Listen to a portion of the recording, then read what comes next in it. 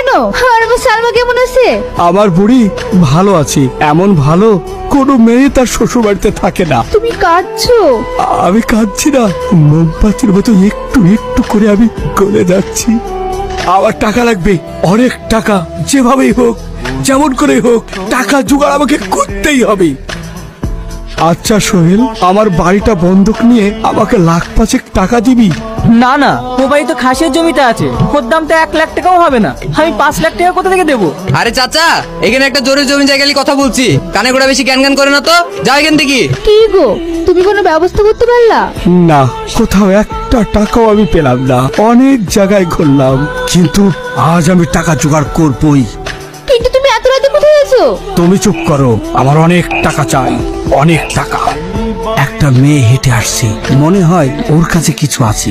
ছাড়েন আমাকে, ছাড়েন আমাকে যেতে দেন। তোর কাছে যা আছে আমাকে দিয়ে দে। আমার জান থাকতে আমি টাকা দেবো না। এই তো টাকা, এই তো সোনা। এই টাকা আপনি নেবেন না, এই টাকা আমি দেবো না।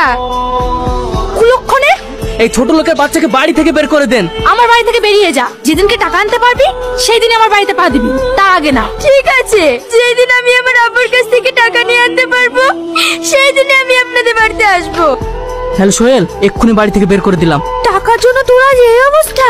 আমি আজ 10 বছর থেকে এখানে আছি, তাতে কিছু টাকা আর আমার কাছে যারা আসতো তারা আমার কাছে সন্তুষ্ট হয়ে আমাকে কিছু সোনা উপহার দিয়েছে। আমার কেউ নেই, মনে কর তুই আমার ছোট বোন, আর ছোট বোনের সুখের জন্য আমি তোকে এই টাকাগুলো দিলাম। শ্বশুর বাড়ি গিয়ে তুই সুখী হ। তাহলে আমি এখান থেকে কি করে বেরাবো বোন? তোর কোনো চিন্তা নেই, এই বোরখাটা পরে নে, তোকে আমি ঠিক এখান থেকে বের করে নিয়ে যাব। তোমার কিছু হবে না তো বোন? আমার কথা তোকে ভাবতে হবে না, দেরি করিস না, এক্ষুনি তুই চলে যা।